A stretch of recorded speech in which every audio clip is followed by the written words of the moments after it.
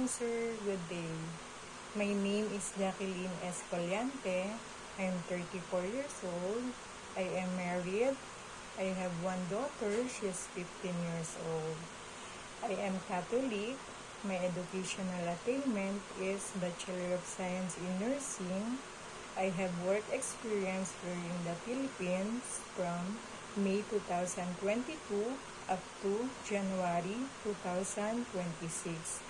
I finished my contract to serve as a 3-member of the family, 2 adults and 1 newborn baby.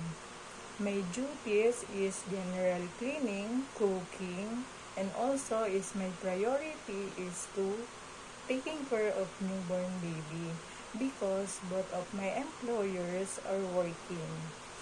I want to work in Hong Kong because of the offer salary. I don't know how to cook your dish, sir, but I willing to learn. I do Filipino cooking like sinigang, adobo, menudo, fritada, but your dishes is I am willing to learn in that way to YouTube. Yes, sir.